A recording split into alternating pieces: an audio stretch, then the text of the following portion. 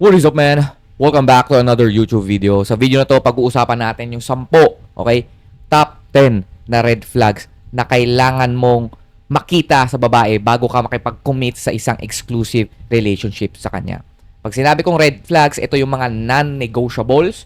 Kapag nakita mo to sa babae, is mas okay na humanap ka na lang ng iba dahil sisirain mo lang ang buhay nyong dalawa. Okay? Hindi lang sisirain mo yung buhay mo, kundi masisira mo din yung buhay niya. Okay? Magsisiraan lang kayo ng buhay dalawa. Alright? So, sa mga bago sa channel ko, I'm Joms and I upload videos to help men gain control and leverage to their dating and relationships. Mainly, ang core topic ko dito is about polarity. Polarity meaning the natural attraction between the masculine and the feminine. So, kung gusto mo maka-attract ng feminine, yung loyal, loving, supportive, at submissive na babae sa buhay mo, then you might want to improve your masculine energy and understand the feminine. So, sakto to dahil ako mismo ay nasa journey ko to be my best masculine version of myself.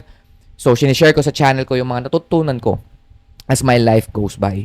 So, kung gusto mo rin ma-achieve ang best masculine version mo para magkaroon ka ng leverage sa dating and relationships mo, then, subscribe ka lang sa channel ko dahil almost daily and weekly, nag-upload ako ng videos na makakatulong sa inyo.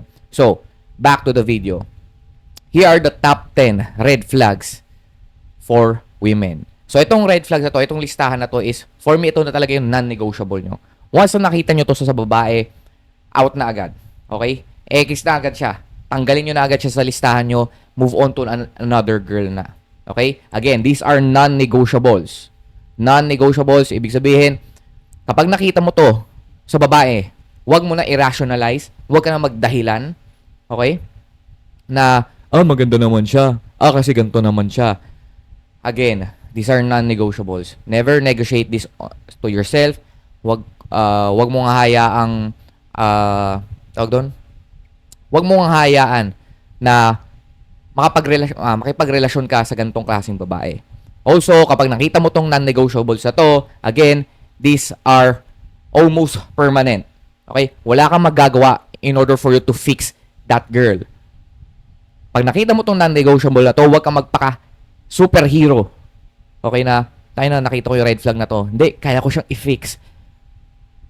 Huwag kang maging si Bob the Builder, pare. Again, 80-90% of the time, 99% of the time, these are permanent. Once na nakita mo to sa babae, permanent na sa kanila to. At hindi mo mababago yun. Okay?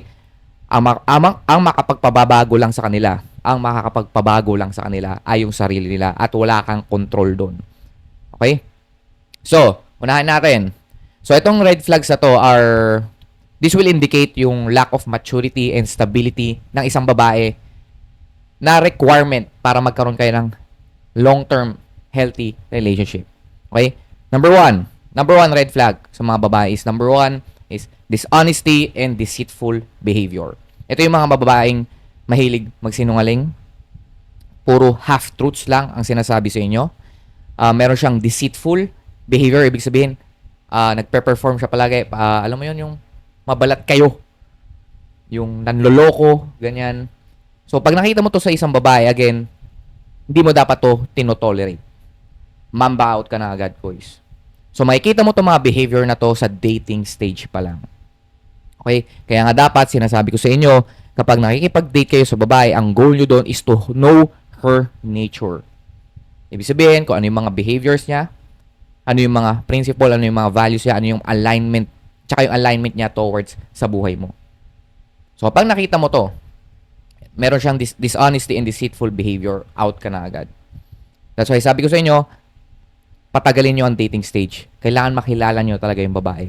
At lalabas tong mga behaviors na to kapag wala na kayo sa best foot forward na stage.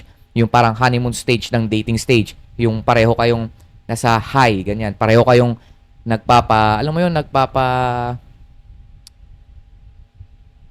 nagpapagusto sa isa't isa. Yun, yung, alam niyo yun, parang gano'n. Ligaw, yan. Kaya ayoko ng ligaw stage kasi performance-based yun eh. So, yun. So, kasama dito yung sa mga dating apps. Kapag kinatfish ka ng babae, iba yung pinakita niyang profile picture sa dating profile niya, kasama yun. Okay, deceitful behavior yun. Ibig sabihin, nanloloko siya. Okay? Or nagkukunwari na foreigner, alam mo, sa ibang bansa, nagkukunwari ng lifestyle na hindi naman pala yun yung lifestyle niya. Yun. So, beware of that kind of women. Kasi a woman who is willing to lie or cheat on a partner, high likely na paulit-ulit niyang gagawin to. Kahit sino pa yung maging partner niya. Again, you cannot fix a woman. Okay? Huwag kang magpaka-superhero na kaya ko siya i-fix. No. Huwag niyo gagawin yon. Number two red flag sa mga babae is meron siyang addictions and compulsive habits. Okay? Kasama na dito yung addiction to drugs, alcohol, or kahit yung pagiging shopaholic, yung addict sa shopping. So, these are deal breakers kasi for sure, this will cause chaos lang sa buhay niyong dalawa. Kasi, an addicted person na nasa isang relationship is usually mas bibigyan niyang priority yung addiction niya o yung mga vices niya over you. Okay? Mas priority niya na makakuha ng hit, ng dopamine hit sa addiction niya kaysa sa relationship niyo or kaysa sa'yo. So, usually, alam naman natin na sobrang nakakasira ng buhay ang pagiging addict. Okay? Sa lahat ng bagay. Alright? Kasi usually, kahit na sobrang bait ng tao, pero kahit sobrang bait ng tao, pero may addiction siya, ang mangyayari lang is,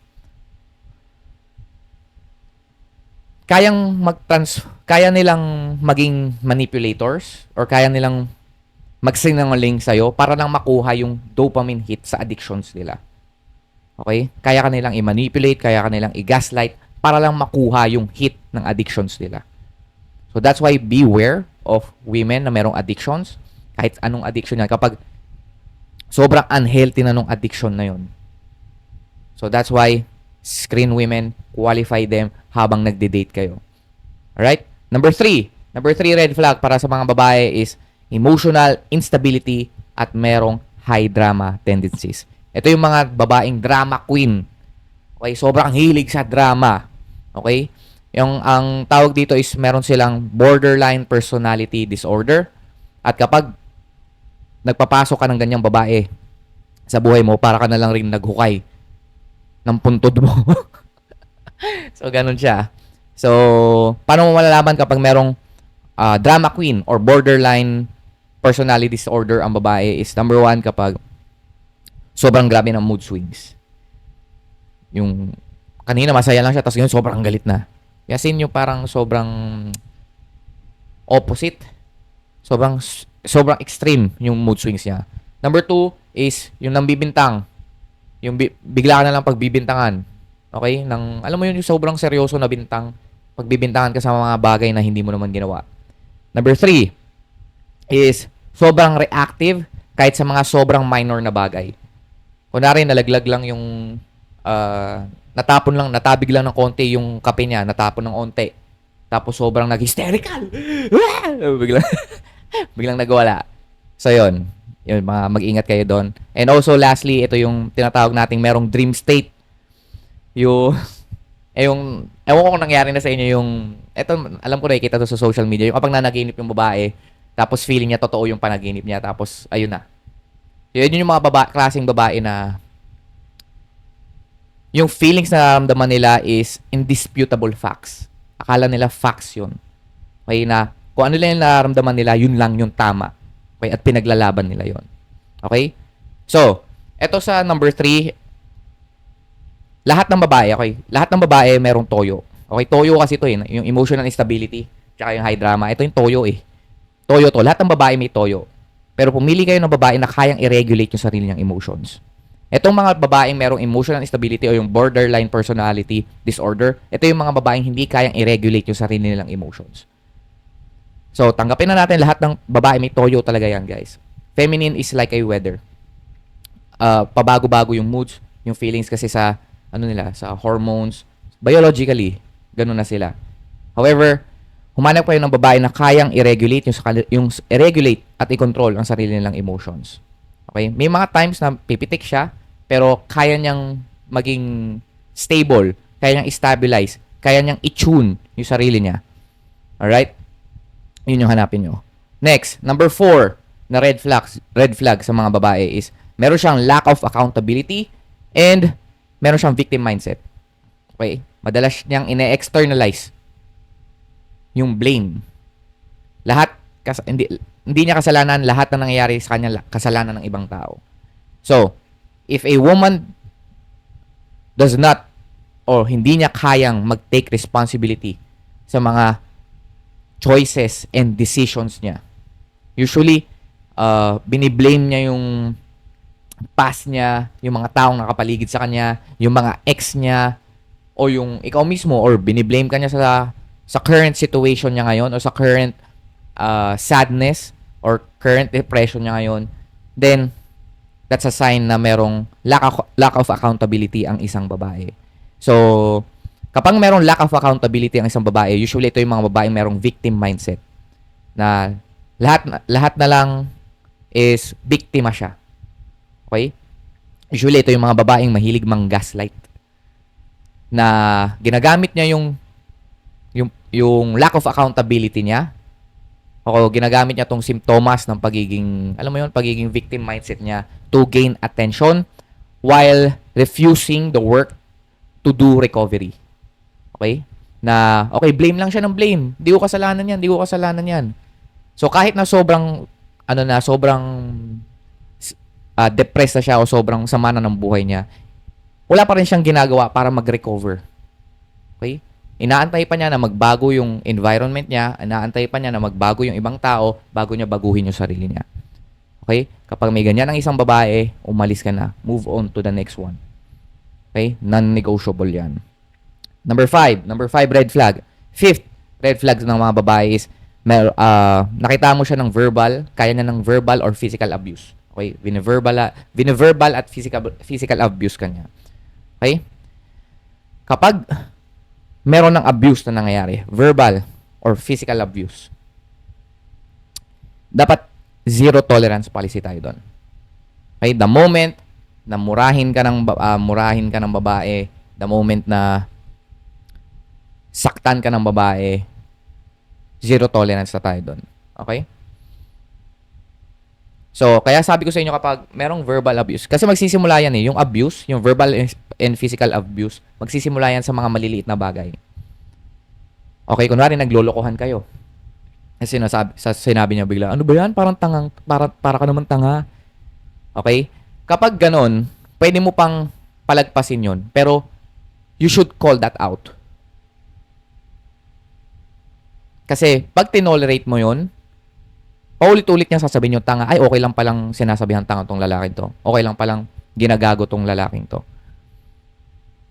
So once na merong heightened emotion ulit, gagamitin niya ulit sa'yo yun. If you verbally abuse ka niya. Or same thing sa mga batok, yung playful na batok.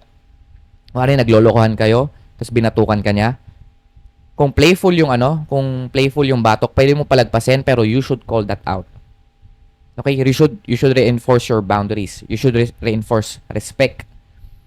So kapag binatukan ka, sabihin mo lightly, okay? So, hey, I know na naglolokohan tayo, pero ayoko nung binabatukan mo ko. Okay? So, next time, kahit dito na lang, sa shoulders, lightly tap mo shoulders or apiran mo na lang ako. Ayoko kasi nung binabatukan ako. So, say it in a very light manner na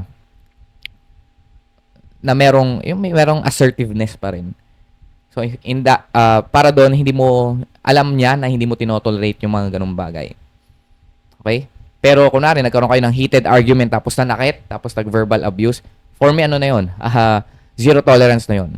Okay? Binibigyan ka niya ng mga demeaning statements, and pinapahiya ka niya in public, binabato ka niya ng mga bagay, zero tolerance tayo doon. Non-negotiable. Mamba out na tayo agad. So, sobrang delikado ng babaeng ganito na sobrang aggressive na a woman uses shame as a weapon, na mahilig sumigaw, mahilig mamahiya. Okay? Na yun yung way niya para, alam mo yun, para mag-reinforce, para makuha yung gusto niya. Usually, ganun yung gagawin ng babae, lalo na kapag alam niyang hindi kanya makontrol. She will do those all things to see kung ibababa mo ba yung boundaries mo. So, the moment na gawin sa'yo ng babae yon, kahit gaano kaliit, you reinforce your boundaries. Okay? So, huwag kayong magsisettle sa babaeng Vino-verbal at physical abuse kayo. Alright? Kasi sign lang yon na hindi siya ready into a relationship. And sobrang importante kasi na sa isang relationship na pareho kayong marunong ng tinatawag na constructive conflict resolution. Okay? Magkakaroon kayo ng mga away sa inyong mga relationships. So kung yung babae hindi niya kayang lumahok sa isang constructive conflict resolution, then mamba out. Number 6, entitlement. Okay? Number 6 red flag ng mga babae is entitlement. So, entitlement, ito yung tinatawag na I am the table mentality. So, ito yung mga nakikita natin sa social media na merong entitlement yung mga babae na I am the table. Ganyan. Pag tinanong mo siya, what can you offer sa table? I am the table. Ganun yung sagot niya. Usually, itong mga babaeng merong entitlement, mataas na entitlement, sinisignal lang nito yung na meron silang lack of self-awareness. Okay? Meron silang entitlement na she believes that wala siyang responsibility to provide value to a relationship. Okay, na wala siyang kailangan gawin sa relationship. So, meron yun nga, lack of self-awareness. So, usually, itong attitude na to is lumalabas kapag napapansin mo tuwing nagde-date kayo is nagde-demand siya ng commitment and provision from you, na galing sa'yo, while providing little in return. Okay? Ito yung mga babaeng consume lang ng consume. Hindi nag-reciprocate. Ito yung mga babaeng gagamitin ka lang talaga. And once na maubos yung resources mo, mamba out. Okay? That's why sinasabi ko sa mga videos ko sa inyo, never lead with money. Okay? Huwag nyo ibibigay yung mga luho kapag nasa dating stage pa lang kayo. Huwag nyo bibigyan ng flowers, huwag nyo bibigyan ng chocolates, huwag nyo bibigyan ng mamahaling gifts, huwag nyo papakainin sa mga mamahaling restaurant. Alright? Para lang magustuhan kayo. Never lead with money. Okay? So, usually, another thing is tinitreat nila yung dating as a one-sided relationship. Na lalaki lang ang dapat nagpo-pursue sa kanya. Yun yung sobrang entitled niya na akala niya siya yung pinaka-high value na babae. So, mag-ingat kayo sa mga babaeng ganon. Number 7, seventh red flag na kailangan mong makita sa mga babae is manipulative use of sex. Okay? Wini-weaponize ang sex. Kasi sex is something na a woman should view sex as an expression of love. Okay? Red flag ang isang babae kapag ginagamit niya yung sex in order to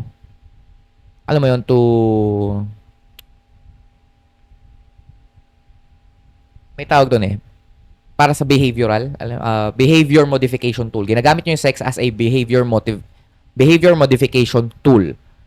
So, kunwari, ginagamit niyo yung sex ginagamit niyo yung sex to reward a man for a good behavior. Okay? And wini-withhold niya to as punishment. Okay? Wini-weaponize nga niya yung sex. Alright? So, mag-ingat kayo sa mga babaeng ganon. And also, mag-ingat kayo sa mga babaeng sexually aggressive naman. Sobrang bilis. Okay? For example, nag-offer siya agad ng BJ sa first date nyo. Nang wala kang ginagawa, nag-escalate siya lang bigla nag-escalate na nag-BJ siya sa'yo. Binigyan ka niya agad ng BJ. So, usually, ginagamit nila yon as a seduction tool. Kumbaga, alam nila gusto ng lalaki. So, binablind ka nila sa kanilang sexuality para mapagtakpan yung bad qualities nila as a person. So, ang tawag natin doon is yung mga sirena. Di ba? Parang kakantahan ka niya ng maganda. Tapos papakitaan ka niya ng yoga. Tapos kapag lumapit ka na sa kanya, bigla kang lulunurin. So, mag-ingat kayo sa mga ganong babae. 8. Okay? Pangwalong red flag na kailangan mo makita sa mga babae is meron siyang disordered social and family patterns. So, Kapag ang babae, wala masyadong mga kaibigan, okay? Mga kaibigang babae, wala siya masyadong mga kaibigang mga babae, hindi rin maganda ang relasyon niya sa kanyang nanay at tatay. And nahihirapan siya mag-maintain ng trabaho or group of friends. And ano pa ba? Siguro yun lang. Wala siyang masyadong mga babae. Wala siyang barkada. Okay, mga babaeng kaibigan. Number 2, kaaway niya yung magulang or basically, hindi maganda yung relasyon niya sa family niya. And next is, hindi siya makapag-maintain ng social circle. Okay? Or madalas siya sa mga lalaki sumasama. Or friends pa rin siya sa mga lalaking ex niya. Okay? Sa lahat, siguro plenty of her ex. Usually, meron siyang problems with trust and boundaries. Okay? So, kapag ganito yung babae, merong disordered social and family patterns, usually ito yung mga babaeng merong victim mindset din. Na lahat ng taong nakasalamuhan niya, lahat ng taong ano niya is masama, villain. So, most likely, kapag meron kayong misunderstanding, kapag naghiwalay kayo, mapupunta ka lang rin sa listahan ng mga masasamang tao sa buhay niya. Okay? Ito yung mga babaeng merong lack of accountability. So, kapag nakita mo yung babae na meron siyang disordered social and family patterns, mamba out. 9th, okay, pang-siyam na red flag na dapat makita mo sa babae is meron siyang chronic negativity at bitchesa. Okay? So, usually itong mga babaeng merong chronic negativity, usually ito yung mga may negative mindset na puro negative na lang yung nakikita. Tawag doon, ano ba yung tawag nang sa puro hindi blame eh. Basta puro negative yung nakikita niya. Puro negative yung nakikita niya. Puro, nakalimutan ko yung Tagalog word. Irritable, sarcastic, hindi siya appreciative. So, very, ano siya, as you should, na babae. Ayan. Usually, burden lang to sa happiness and peace of mind mo bilang lalaki. So, also, yung pagiging bitchesa sa mga ayan, makikita mo sa mga fast food workers, sa mga waiters, mga waitress. Ayan, sobrang poor ng behavior niya kapag meron lang konting inconvenience.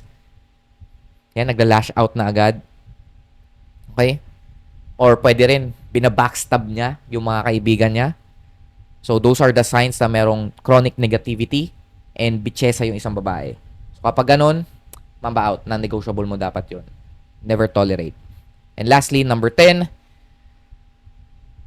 pang-sampung red flag na kapag nakita mo sa babae is mag-mamba out ka na is rapid attachment. Okay? Meron siyang rapid attachment. Ito yung mga babaeng gustong-gustong makipag-commit agad. Okay? First 3 dates pa lang gustong-gusto ka na niyang i-lockdown. In which, yun naman talaga yung job ng babae na i-lockdown ka. Okay? Sila dapat ang hihingi ng commitment sa inyo. Pero kapag masyadong mabilis, red flag yun. Okay? Usually, ito yung mga babaeng merong mataas yung anxiety at merong fear of abandonment. So, meron silang short-term gratification or meron silang short-term dopamine hit na nakukuha kapag meron nagko-commit sa kanila. So, kapag nagsawa na sila sa iyo, ang mangyayari nun is hihiwalayan ka lang din agad. Hahanap sila ng another lalaki na magko-commit ulit sa kanila agad. Okay? Ito yung mga babaeng short-term lang. Merong short-term dopamine hit na gustong makuha. So, kapag sobrang bilis ng babae na sobrang bilis na gustong mag-commit ng babae sa'yo, kabahan ka na. Okay? So, non-negotiable mo dapat yon. So, usually kasi, kapag ganito yung babae, hindi ka naman talaga niya gusto. Sign lang yun na in love siya sa idea at fantasy kung sino ka bilang lalaki. Okay? At kung ano yung mabibigay mo sa kanya. Okay? Hindi ka niya gusto genuinely o hindi niya gusto yung ikaw mismo. Gusto lang niya yung idea at yung fantasy. So, the moment na mawala yung idea at fantasy niya sa'yo, expect her to go bye-bye. Again, kapag long-term yung relationships na gusto nyo, etong 10 red flags na to ang dapat nyong tignan. At once na lumabas, mamba out na agad. So, that's why when you are dating women, always qualify them. It's not your job to perform or to, na patunayan na ikaw yung pinaka-best na lalaki sa kanila. Perform all this shit para lang magustuhan niya. Again, kapag nasa dating stage kayo, you are qualifying each other. The moment na may lumabas na red flag do sa 10 ng sinabi ko, mamba out. Non-negotiables yun, kuys. Wag mo nang irrationalize. Wag mo nang i-try i-fix yung babae kasi never mong magagawa yun. Okay? So, if you want to know more about sa tinuturo kong diskarte pagdating sa mga babae, you can join my email newsletter for free kung saan nagbibigay ako ng daily advice that will help you gain leverage and control sa dating and relationships nyo. So kung palagi ka nababasted, na-friendzone, nare-reject at natotorpe at gusto mo na maging best masculine version mo, check mo lang yung link sa description box or sa bio ko, libre lang yan. And also, kung gusto mo makita yung behind the scenes ng buhay ko, pwede mo ko i-follow sa aking Instagram account at joms.jonas. So, nagpo-post ako doon ng mga, yung mga behind the scenes ko. So, yun lang. I'll see you on the next one. Let's go.